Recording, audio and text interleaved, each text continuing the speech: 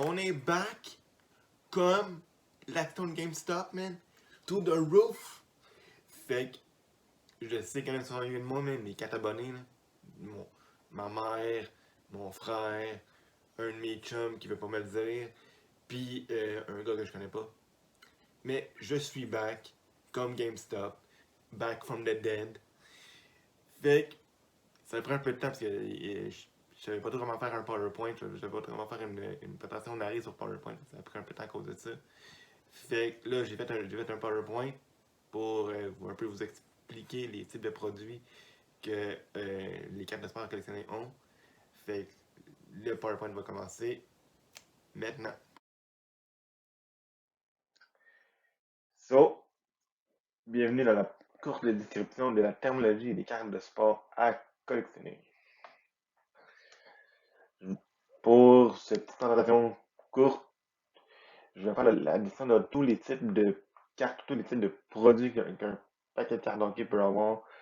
Mais vous pouvez toujours appliquer ça dans d'autres types de collections de cartes de sport collectionnées, c'est-à-dire basketball, football, baseball, puis cricket.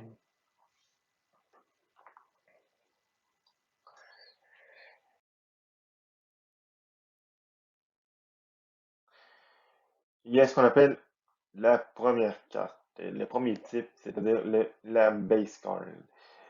Les base cards, c'est les cartes les plus fréquentes dans un paquet. Ils n'ont pas vraiment de valeur, ils n'ont pas vraiment de valeur significative sur le marché secondaire. Ils ont un style qui est standard, c'est-à-dire carton, photo, petit calando, une petite description du joueur, petit élément marquant, mais c'est vraiment standard. Euh, pour certains produits, le carton peut être, pour certains types de collections, je veux dire, le carton peut être soit un petit peu plus cheap, soit un petit peu meilleure qualité, mais comme pour la série 1, série 2, Upper Deck, le carton il est pas mal de bonne qualité. Je veux dire, il est pas mal dur, puis il est quand même dur, mais pour comme les cartons Peachy, là, c'est un carton un peu mou, c'est un carton brun un peu mou.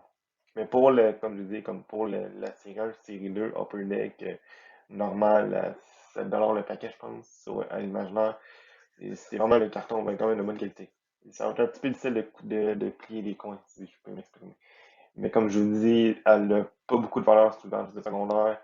C'est le fun à collectionner, c'est le fun à mettre dans les cartons. Mais honnêtement, c'est pas les gars, elle n'a pas vraiment de beaucoup de valeur sur le marché secondaire. Je me répète beaucoup, mais perdez pas votre temps à collectionner ces cartes-là. C'est tout ce que je peux dire. Puis c'est ça.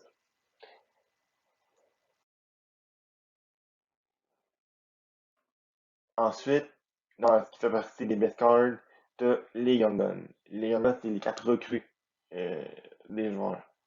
C'est les cartes en fait, c'est les cartes des joueurs recrues sur le marché dans une collection. Il y en a environ 50 par collection. Ils ont une grande valeur sur le marché secondaire. Puis, pourquoi ils ont une grande valeur sur le marché secondaire? Ben, c'est parce que la carte arrive juste une seule fois dans la carrière d'un joueur.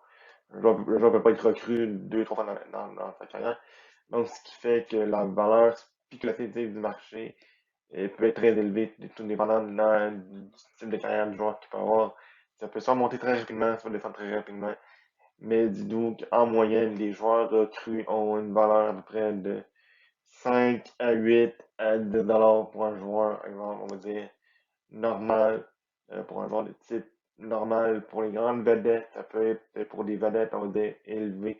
Ça peut être pour des joueurs qui sont comme vedettes dans leur équipe, ça peut être la valeur peut être de 40, 50, 60$ par carte par jour en moyenne. Pour les très grandes vedettes comme les Crosby, Ovechkin, peut-être McDavid et peut-être même McDavid, on va dire les joueurs modernes, la valeur de carte peut varier dans les 4 chiffres, c'est-à-dire 1000$, 2000$, 3000$. Puis ça, c'est vraiment une carte raw, pas évaluée, base.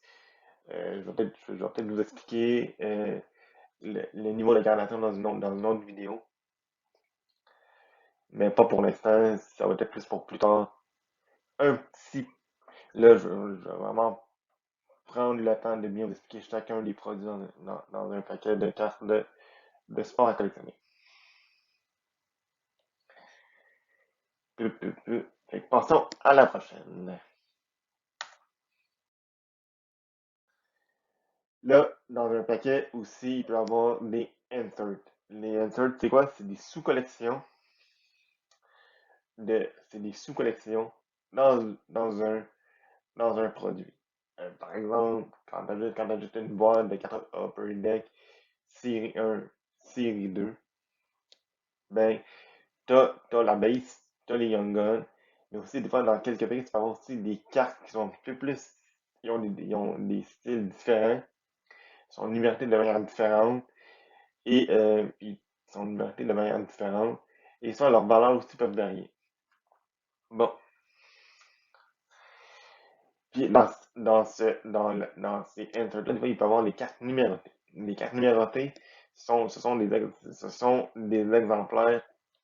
Donc, comme je dis, ce sont des cartes qui sont des exemplaires qui ont été numérotés de 1 jusqu'à un nombre X. Jusqu'à un nombre X. Donc, ce qui veut dire que Upper Deck a imprimé une photo dans un nombre, dans une quantité limitée. Dans une quantité limitée. Cette limite, elle peut varier de 100, 200, 300, 500 $, et ainsi de suite. Par contre, plus, donc, il y a vraiment, plus la limite est petite, plus la carte va valoir cher. Et encore là, Et encore là, il y a toujours l'aspect que la carte recrue, une carte recrue à numéro limité va avoir une plus grande valeur que la Young Gun base. Donc, par exemple, la carte limitée avec Cliffhanger va valoir plus cher que la base Young Gun normale. Donc, par exemple, ici. Puis aussi, il y a toujours si vous voulez avoir ces cartes-là, c'est toujours dans les produits haut de gamme d'Upper Deck. Les produits, exemple, Artefact, les paquets qui coûtent dans les peut-être 30 $, 40 $, 30, 40 $ le paquet. Les boîtes qui peuvent valoir dans les 500, 600, 800 $ la boîte. Si vous voulez vraiment les collectionner, je vous conseille plus d'aller les acheter de manière individuelle soit en magasin, soit sur eBay, soit sur Amazon. Vraiment de faire une recherche peut-être plus précise, mais pas vraiment d'acheter des boîtes pour les trucs, parce que trouver des cartes méritées dans les boîtes, ça peut prendre beaucoup de temps, ça peut coûter quand même cher. Il y en a peut-être une sur trois boîtes, là. Puis des fois, ça peut être, tu sais, on va dire, le odds peut arriver jusqu'à peut-être un sur genre 250 paquets. Donc, il va y avoir une carte numérotée sur peut-être 200 à 250 paquets. Fait que faites le calcul, ça peut prendre du temps, là, tu sais. Fait que des fois, ça peut prendre quand même du temps avant de trouver la bonne, le paquet avec une carte numérotée. Ensuite, dans les inserts, il y a aussi les Game Jersey. Les Game Jersey, ils ont un style quand même cool, c'est une carte quand même épaisse, avec une belle photo. Puis ce qui est cool, c'est que un morceau de gilet. Donc, t'as un morceau de gilet. Genre, puis c'est ça. Fait que, grosso modo, c'est ça qui est cool de ces cartes-là, c'est que, comme je dis, pour résumer, il y a la photo du joueur, un morceau de gilet, puis ce qui fait que c'est quand même cool. Euh, il y en a une à deux par boîte. Il y en a une à deux par boîte hobby. Euh, les valeurs peuvent être quand même assez élevées. Puis ce qui est cool, c'est pour on va dire, les joueurs, on va dire, standards, pas les joueurs qui sont pas recrues, là, les joueurs standards. Les valeurs peuvent être quand même dans les 10, 15, 20 $ la carte sur Beckett. Donc les valeurs peuvent être quand même assez intéressantes. Puis aussi, c'est le fun à collectionner. C'est le fun à collectionner. Par contre, compte tenu qu'il n'y en a pas beaucoup sur le marché, compte tenu qu'il n'y en a pas beaucoup dans les boîtes, je vous conseille plus d'aller sur eBay, Amazon, en magasin, puis les acheter de manière individuelle et tout ça. Et aussi, plus aussi les cartes recrues, les cartes recrues qui ont des morceaux de gilet, les joueurs, les joueurs recrues qui ont un morceau de gilet vont valoir plus cher, vont en valoir encore plus cher. Donc, vont peut-être valoir allez, 200, 300, 400 dollars pour les joueurs qui sont, on va dire, des joueurs recrues qui ont une carrière, on va dire, standard, puis peut-être dans les 4000, 5000, 10 000 dollars pour les joueurs qui ont des carrières exceptionnelles comme des Crosby, Ovechkin, et ainsi de suite. Donc, vous voyez un peu le pattern, là. Plus le joueur recrue, cru, il y a une carrière prolifique dans la ligne, dans la Ligue nationale de hockey, ou dans la NBA, ou dans la NFL. C'est toujours le même principe. Plus le joueur il est célèbre, plus les valeurs de ce carte vont valoir cher. Puis, comme je dis plus tôt, la valeur de départ peut être très intéressante aussi. Parce que, prenez pour acquis qu'il est toujours entre les 10, 15, 20 dollars la carte. Fait que c'est cool. C'est quand même cool à avoir. Bon, dans les games Jersey, t'as aussi les game patch Jersey. Ça, c'est encore plus cool.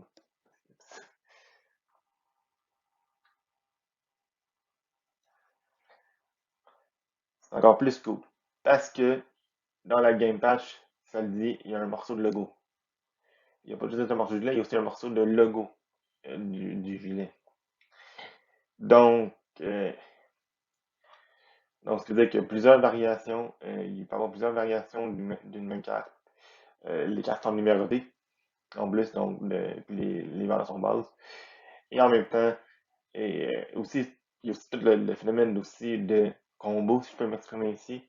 C'est-à-dire que les rookies, c'est-à-dire une carte recrue, patch, autographiée, c'est le summum, c'est la valeur, c'est ce que vous pouvez avoir le plus élevé dans le marché. C'est-à-dire, on peut vraiment frôler dans les 10 000 15 000 la carte. Trouver ces cartes-là sont plutôt rares dans les marchés. Euh, Ça peut être une valeur quand même bonne.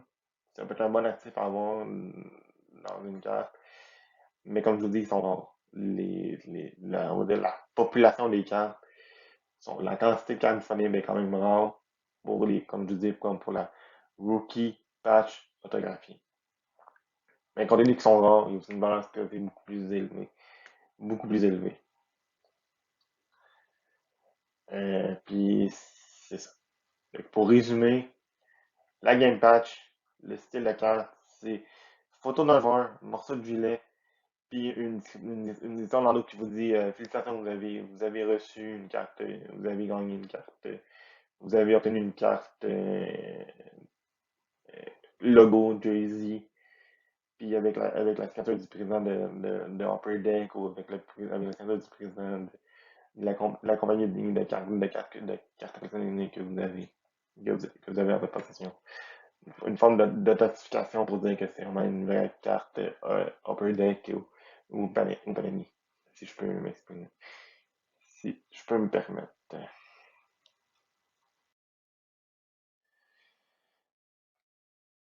Bon, dans les inserts aussi, dans la collection Upper Deck, dans le produit Upper Deck, il y a ce qu'on appelle les UD Canva.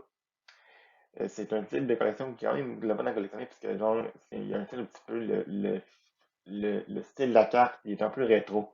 C'est-à-dire, il y a un filtre un peu comme rétro dans la photo. Donc, comme je disais, comme vous pouvez voir, il y a un look un peu old school. Il y a une collection à peu près de 90 joueurs base. Il y en a 4 sur 24 paquets. Donc, il y a 4 cartes sur 24 paquets, donc à peu près 1 sur 6 paquets. Donc, donc, ce qui veut dire que dans une boîte de 24 paquets, à tous les sixièmes paquets, vous allez avoir peut-être une UD Canva, une UD Canva. La collection elle est peut-être en 2011-2012. Moi, pour l'instant, je suis en train de compléter la collection 2011-2012 de la UD Canva. Quand même le fun à collectionner. La valeur est plutôt faible, mais la plupart des gens sont en haut de 1 à 2, en haut de 2 la carte. Fait que c'est quand même cool à collectionner. Mais comme je vous dis, toujours le même principe. Les bases, ils n'ont pas beaucoup de valeur crédit sur le marché. Par contre, les cartes recrues de ces collections-là, ils ont une. Je vais la présenter plus tard. Je vais faire la description dans l'autre diapo. Bon. Ensuite, comme j'ai dit plus tôt, il y a les Insert UD Canva Young Gun.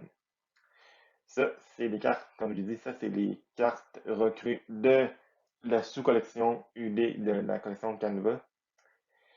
Elles ont souvent une plus grande valeur que les Young Guns, mais pas toujours. Que les Young Gun Base, mais pas toujours.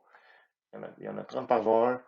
Même principe, c'est-à-dire photo un peu rétro, photo de cold school, une statistique en landau, une petite description, un petit fait marquant en bas dans la carte, dans l'endos. Très cool comme carte à avoir. Puis aussi, ce qui est cool, c'est qu'il y en a juste 30. Il y en a juste 30 à collectionner par collection. Fait que donc, si vous voulez vraiment comme collectionner des joueurs recrues, les Young Gun Canva, ça peut être un petit peu plus facile à aller chercher sur les marchés secondaires. D'ailleurs, mais comme je vous dis, si vous avez vraiment un point de vue d'investisseur, si vous avez vraiment un point de vue, sinon vous voulez avoir vraiment le point de vue d'investisseur, perdez pas votre temps à acheter des boîtes de cartes de hockey comme moi je fais dans mes vidéos, puis déballer des paquets. C'est pas la meilleure façon de faire. C'est vraiment d'acheter de manière individuelle, de développer votre collection de manière individuelle.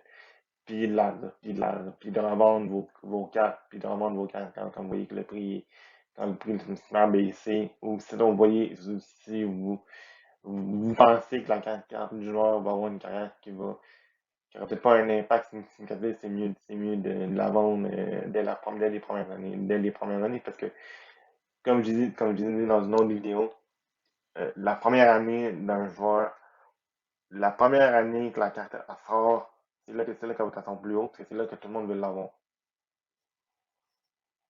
Mais après les autres années suivantes, il y a les autres années suivantes, si je peux m'exprimer ici, elle, elle va être beaucoup moins. La valeur va se mettre à baisser parce que des fois, des fois la popularité du joueur va être beaucoup moins, va baisser. Donc, pour vous donner un exemple, prenons par exemple, bon, exemple, Lafrenière. Prenons l'exemple, le bon vieux Lafrenière pour le hockey. Bon, là, Lafrenière, tout le monde la veut. Donc là, c'est sûr que la carte, elle vaut. C'est sûr que les cartes recrues de ce joueur-là valent cher aujourd'hui.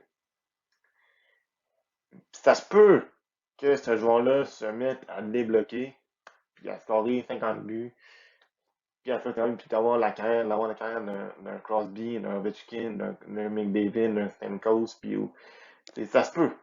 Comme ça se peut qu'il soit un Alexandre Daigle. Bon, comme ça se peut qu'il soit un Alexandre Daigle. Mais c'est sûr que si vous prévoyez qu'on gagne comme un Stamkos, gardez la carte. Si vous pensez qu'ils ont une carrière à Alexandre Daigle, fendez-la. Vous allez pas avoir meilleur que ce que vous avez aujourd'hui, si vous l'avez. Fait que, grosso modo, c'est ça que je voulais dire. Puis dites-vous que tout le même principe, là, j'ai pas fait tous les styles de cartes. Il y a des cartes qui ont ils ont un côté plus plastifié. Il y a des types de cartes aussi qui ont des cartes un petit peu de plastique. Un petit peu plus de plastique polymère. Il y a pas vraiment du carton. Ceux-là sont un petit peu plus rares. Ça s'appelle des clean cut, des clear cut, des clear cut. Sont beaucoup plus rares dans les boîtes. Si vous les voulez, c'est toujours mieux d'aller dans le marché des acheter individuels. Toujours même principe. Si vous voulez investir dans le marché des cartes de sport à collectionner, perdez pas votre temps à vouloir vendre, à vouloir acheter des boîtes et des boîtes et des boîtes de cartes. Acheter des boîtes, c'est comme investir ton argent dans les cartes. Ça se peut qu'il y ait des cartes qui valent cher, comme ça se peut qu'il y ait des cartes qui valent rien. Toujours le même principe. Investir, acheter de manière individuelle, collectionner, acheter beaucoup, acheter des quantités parce que vous voulez accumuler une collection. Vous voulez compléter une collection. Toujours le même principe. Fait que fait que j'ai pas mal fini les types de produits. Fait que revenons à ma face.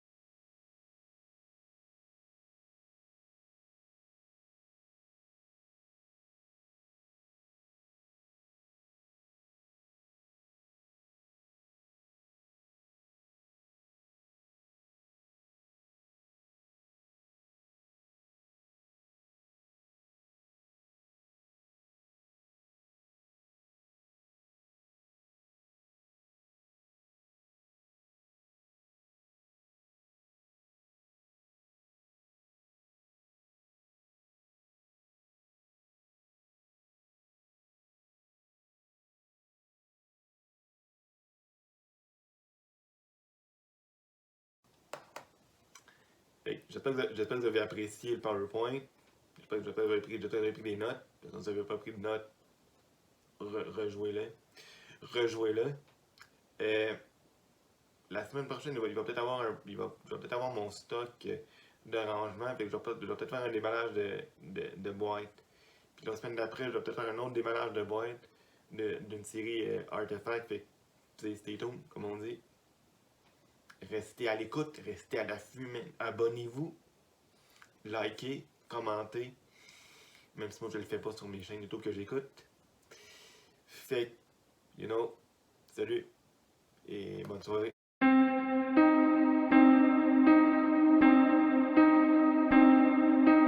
Yeah!